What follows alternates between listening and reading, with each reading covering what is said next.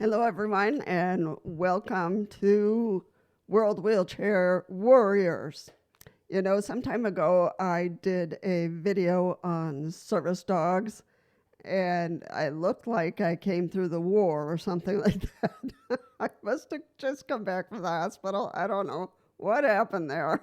The information is correct, but I look a little roughed up.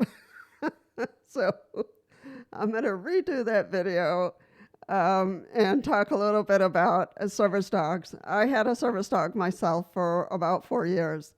And also, I trained dogs when I was much younger, beautiful, and so at least my hair is brushed this time. Anyway, let's talk about service dogs, truly. All right. I just want to make a difference right off the bat about service dogs and emotional dogs. Emotional service dogs. No, emotional support dogs. Okay. Service dogs are performed and trained to do a specific task, either to pick up things or to hear for you, to help you with your blindness, or, bring you things, whatever that task might be. Emotional support dogs are not service dogs. Now, there's information going around on the internet that you can take your emotional support dog anywhere you want. That's not true. So, warning, not true. Emotional support dogs can get permission to be with you at a particular apartment, or, at a particular event, whatever, but you can't go everywhere you want and pass the dog as a service dog. There's a big difference, and we're going to look at those differences through this video, and I want to make it very clear. Service dogs and emotional support dogs are very different, and the law states it very clearly.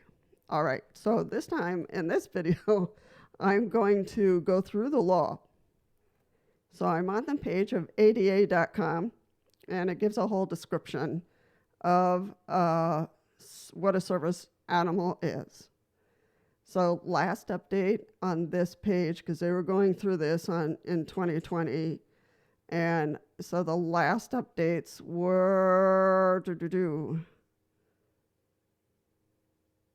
March 15, 2011. They were making some changes, but in February 28, 2020 is when they kind of cemented things in. So, all right. So, overview. Beginning on March 15, 2011, only dogs are recognized, and this is federal and state, are recognized as service animals under Title II and Title III of the ADA in the United States. So, we're covering the United States. Your country, your region, your province has rules and regulations for service animals as well.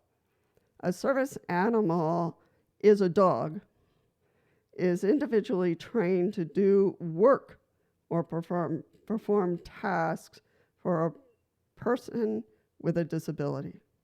Okay? So a service animal is a dog that is individually trained to do work or perform a task for a person with disability. Generally, Title II and Title III entities must permit service animals to accompany people with disabilities in all areas where members of the public are allowed to go.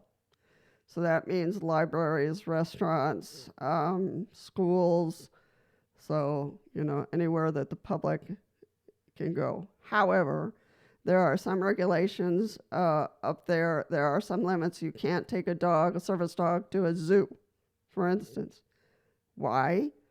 The zoo had to prohibit dogs or cats or any other animals to be brought into a zoo because they have predators there, such as lions and tigers, and your cute little service dog is going to appear as a snack.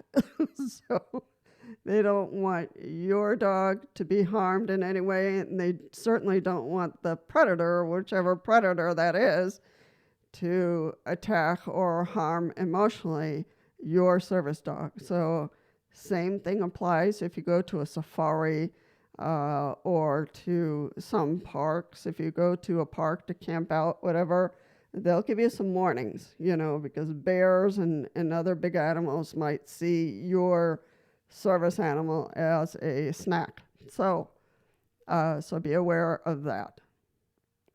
How a service animal is defined.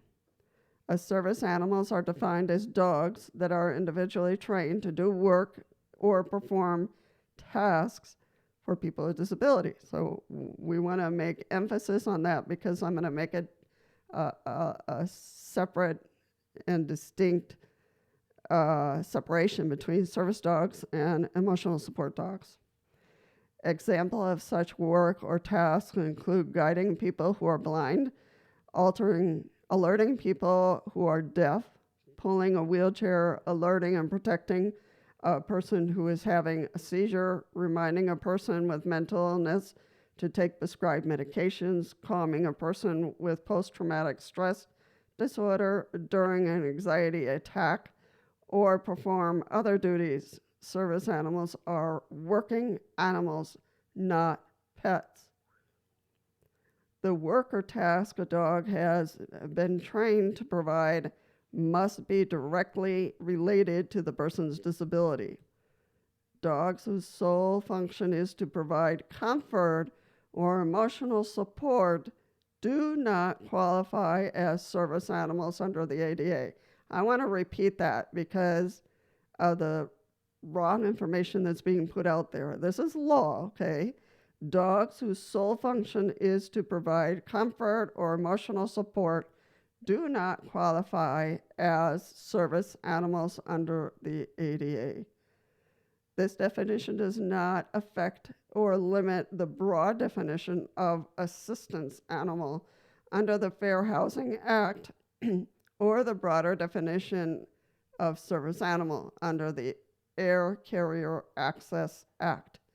Some states and local laws also define service animals more broadly than the ADA does.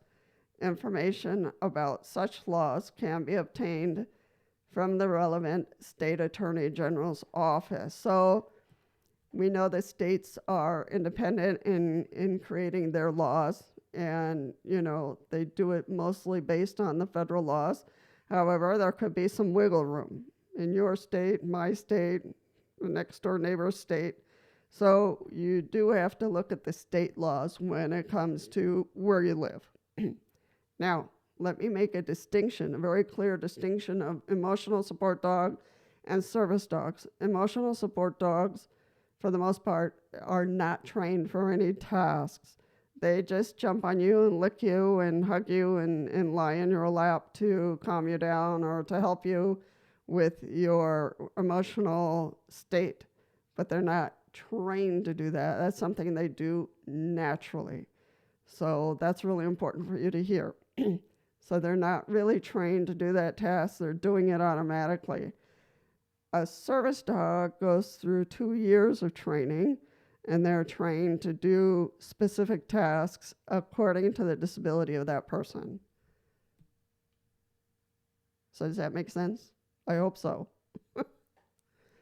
Where service animals are allowed. Under the ADA, state and local governments, businesses, and non-for-profit organizations that serve the public generally must allow service animals to accompany people with disabilities in all areas of the facility where the public is allowed to go. For example, in a hospital, it usually would be inappropriate to exclude a service animal from areas such as patient rooms, clinics, cafeterias, examination room. However, it may be appropriate to exclude a service animal from operating rooms because of the cleanliness needed, or burn units because of the situation of the patients, where the animal's presence may compromise a sterile environment. So, and you can include the zoos and wildlife areas where there are predators. Service animals must be under control. Now, if you want a service animal, service dog in this case, the animal in the end of its training needs to be able to show that it is a good citizen, that it can be around people, that it's very laid back and has no problem going around people or being with other people. That is really, really critical. If the dog becomes agitated, starts barking, is lunging at people, you can get tossed out. The owners of establishments have that permission that if a service dog starts acting out, they can throw you out. So a service animal must be under the control of its handler. So you just can't let him go on the leash and say, oh, he's a saint. He'll never make a mistake. When they could. Under the ADA, service animals must be harnessed, leashed, or tethered unless the individual's disability prevents using these devices or these devices interfere with the service animal's safe, effective performance or tasks. In that case, the individual must maintain control of the animal through voice, signal, or other effective controls. Once I was in a restaurant and I just didn't pay attention. There was a mirror behind me, and my dog saw the mirror and he just laid down facing the mirror, and because I'm hearing impaired, I didn't hear him growl. And the family that was right next to us and the guy was really calm about it. He said, ma'am, I'm sorry, but your service dog is growling at himself in the mirror. I was like, oh no. So I had Johnny stand up. So Johnny, up. So he stood up right away. And I said, silly, you're growling at yourself. Turn around. So I had him turn around and face, the opposite direction of the mirror. And then he was fine. He settled down and he was fine. But it's those little things that a dog can do, and it's, they're dogs.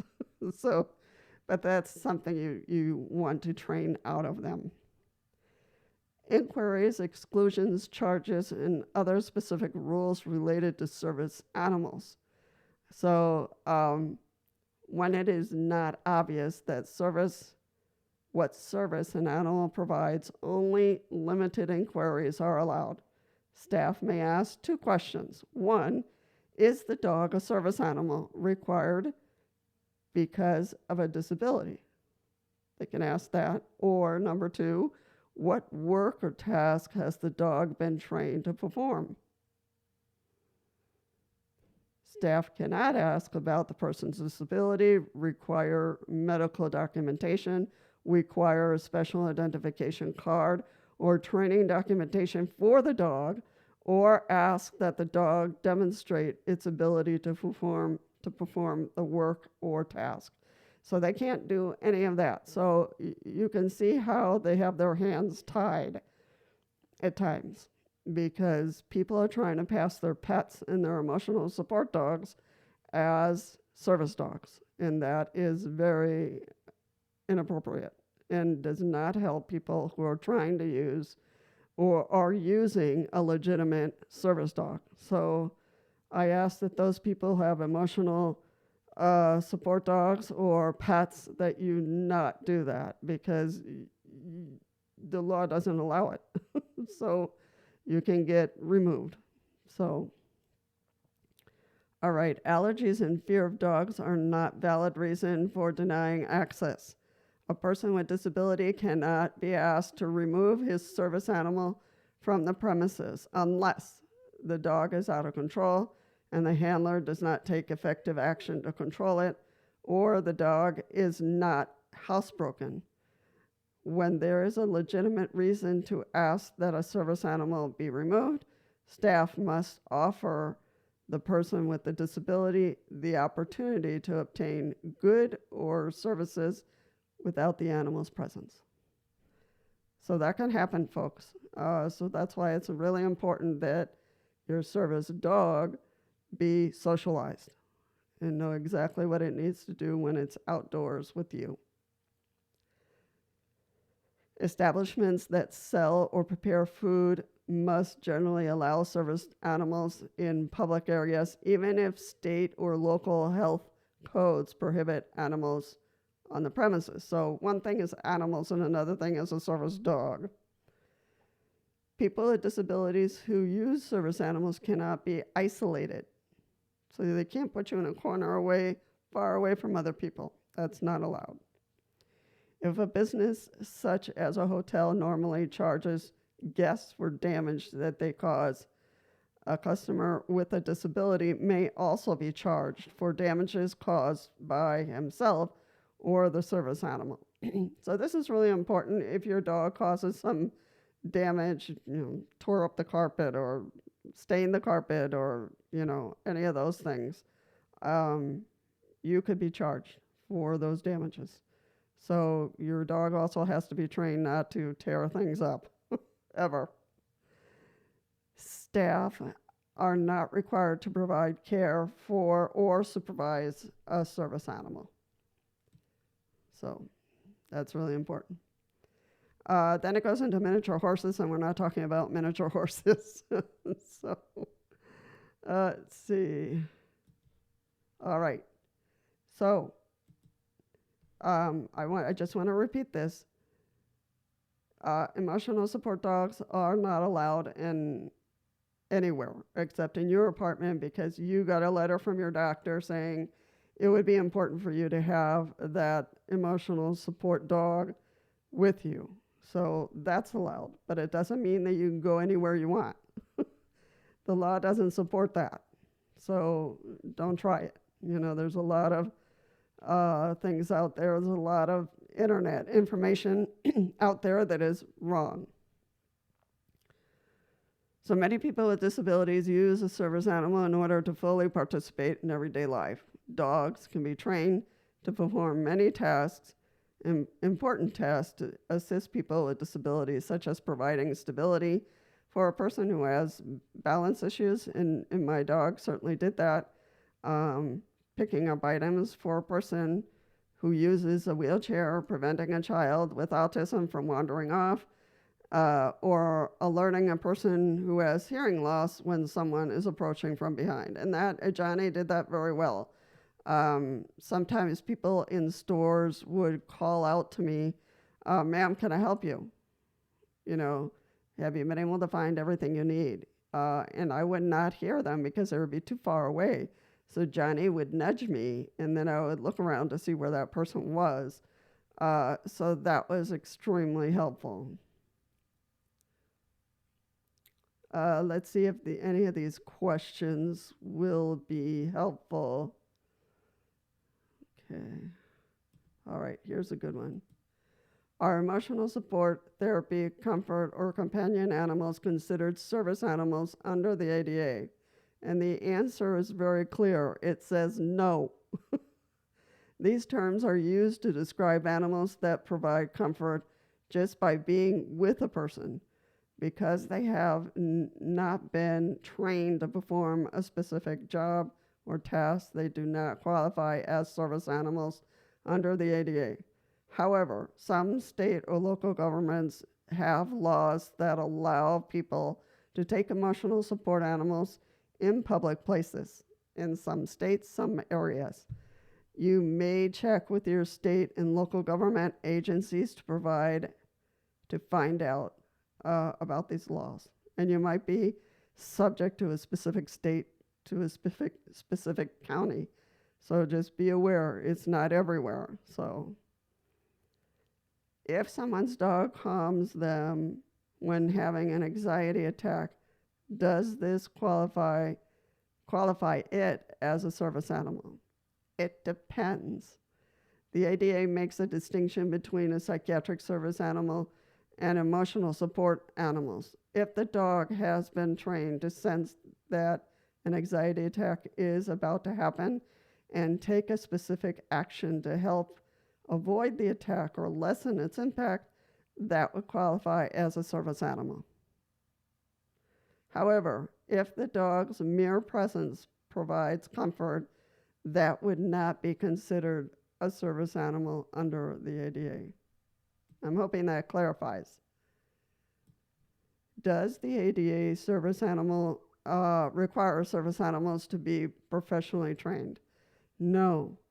People with disabilities have the right to train their own dog and are not required to use a professional service dog training program. Now, that said, if you are not trained and you don't have an idea, the first idea of how to train and to work with a dog to have the dog do what you want to do, then don't do it. Please seek out an agency that will professionally train that dog and that you will participate in that training. So you won't be left out, but certainly that agency will train the dog to your needs. Does it cost? Yes, it costs to train any dog, but they will have you assist them in raising funds for you to get the dog. Are service animals in training considered service animals under the ADA? No. And I'll put some details in there. Under the ADA, the dog must already be trained before it can be taken into public places. However, some state or local laws cover animals that are still in training. So this is key. Service dogs, there are no licensing. You do not have to have a vest on the dog. You do not have to have special tags. Is it recommended? Yes, I would strongly recommend that you have a well, decent, presentable vest on the dog, and that it says, you can use it with Velcro when it's in training, say service dog in training, so that everybody knows, this dog is learning. And sometimes owners are very gracious. Oh, sure, you can come in with the dog in training. Other stores might not want to do that. So, again, there are no tags or special license, or you're not required to have a vest on the dog. Is it recommended? Yes. I strongly recommend that you use, a tag and a vest. I had on my dog was a hearing dog and a support balance dog. So he had a patch on his vest it was a light vest. I didn't want him getting hot. He was a golden retriever, has a lot of fur, so I didn't want him getting hot. So I had a lighter vest on him. But the vest said, please do not pet, service dog is working. Or asked, I just said don't pet, because I'd have kids running up, to the dog and all that kind of stuff. So I had to be patient and educate the parents and the child. But it says no petting. It had service dog, and he had an orange vest, which was for hearing. So he looked very spiffy and very professional. So that's really important. He was. He did great anywhere we went. He was an angel. So I'm going to leave it at that. We can cover other sections of the ADA regarding service dogs and emotional support dogs. But I just wanted to make it clear that there is a difference. And no, you may not take your emotional support dog anywhere you want. Sorry. It could be that in your state they allow it, but not all states, not all counties allow that. And as soon as someone hears it's an emotional support dog, and you can't say emotional service dog. Those two things don't go together for the reasons I mentioned before. So, just know that if you are considering a service dog, that is great. But make sure you go through the right channels. If you don't have the energy, to be training and you don't have knowledge of training a dog, then I strongly suggest that you go through an agency, and the agency will explain how the process works and what will be required of you, during the training and for the financial needs. They will let you know. Some agencies just ask donors. We have a new member who needs a service dog, and they'll ask for donations for that dog. In other situations, they will ask the person who is a candidate for a service dog to help raise those funds with a GoFundMe or some requests on Facebook, et cetera, et cetera. So you will be part of raising those funds for the dog. Do all service dogs graduate? No, not all of them work out. So you might, they don't give a lot of information to you about the service dog at the very beginning because they're not sure how this dog is going to turn out. The dog could just absolutely, like a donkey, sit on the ground and say, no, I'm not doing that. So that dog really wouldn't graduate. So they're going to let you know towards the end if they have a dog that's doing really well and is going to perform excellent for what you need. Then they'll let you know mid-range or towards the end of that training. So just know that it is a huge letdown for people when they are informed, oh yeah, we got this puppy, blah, blah, blah, and then it doesn't work out. It really is a letdown. So they're careful on not, having things to be too hard for you, because I've seen a lot of people be let down, and that's hard. That's hard. When you are looking at an agency, you want to make sure they're reputable, that they are professional, that you ask a lot of questions. They need to be really upfront with you in terms of the health of the dog and how the dog is doing. If it's a dog that sometimes the owners can't come through, they become ill or they pass away, or, then a dog becomes available for the next person, and it might be a good fit for that person as well if they have similar disabilities. So, it could be the dog that fails. It could be the person whose conditions take a turn, and then there's no one to take care of the dog. So it's not just all fun and games in watching a dog perform. You also have to care for the dog. The dog's going to care for you, and lots of licks and lots of walkies and lots of fun, because they're like a children. It's like having a 2-year-old in your house. So they like to play. Johnny, when I would be sitting on the couch watching the news, Johnny would go get one of my slippers and throw it at me. So, hence that slipper has a hole in it. And he would hit me right here. He had a very good aim. And that meant he wanted to play. Stop sitting there and watching TV, play with me. So he was very good about that. So also, you have to consider taking the dog to the vet from time to time. So it's good to save out those pennies and have money available. Get insurance if you can. But certainly save up those pennies so you have money for the vet and money to bathe them. If you can't bathe the dog yourself, then it will be important for you to have some money, and you can take them to a place where they will bathe your dog. I usually took my dog to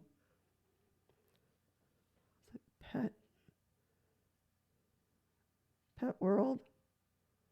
It's one of those big box stores. Pet World, maybe. But anyway, I was coming back from work, and I went to go pick up Johnny, and I saw Johnny running up and down the store, up and down. I thought, oh no, what happened? And he had this ball, and he was running all over the place. I mean, oh my God, he probably got loose, and who knows what happened. So I rushed to the door. I said, is everything okay? He said, oh no, your dog is so much fun that we just let him, run the store. Johnny was having a ball. And then, of course, he saw me, and he was very happy to see me, and he came up to show me his ball, and took me over to see the other people he was playing with. So he was in heaven. So but when I saw Johnny running all over the place, I just panicked. But no, he was doing great. So But, the people praised him. He did really well, and he had very good recall. So if he went off somewhere where they couldn't see him, they would call him and he would come back. So, oh, but those are the little details that your heart sinks when you see your dog loose in a store running around. you know. And again, you have to be aware that the dog is like a 2-year-old, and he's going to require support and care from you, and he will care for you. He or she will care very much about you. You will be a god or a goddess to the service dog. It's wonderful, but it requires some work, and I want to remind people of that if you have a service dog or you're thinking of getting a service dog, that's great. But just know it's going to require some care and support and some work on your part. So think about those things, bathing the dog, making sure they're clean often, walking schedule, feeding schedule, sleep schedules for you and the dog, and visits to the vet. You got to take them to the vet, if something's wrong, their digestion, allergies, whatever might pop up through their life. So those are responsibilities like taking care of a 2-year-old. So if people see that you are not taking care of the dog, you're not able to walk them, the house is becoming a mess because you're not able to take care of the dog, someone could report that. And I don't want anybody to ever see that. But if you recognize in yourself that you're having difficulties caring for your service dog, contact the agency and they will assist you to figure out solutions, or, to be able to pick up the dog and have someone else have them as a service dog. But be honest with yourself. Can you realistically take care of a service dog? Are you with family, or are you by yourself, or do you have someone who will be coming in and can assist you in feeding the dog or take the dog for a walk, or what is your situation? How will you find solutions to making sure that the dog has its playtime and its walk time and its feeding time and time with you, so to practice their skills? Because those skills that they learn, they need to be reinforced throughout their life. So anyway, I'll leave it at that. There are some other points here in the ADA, which we will cover in the next one.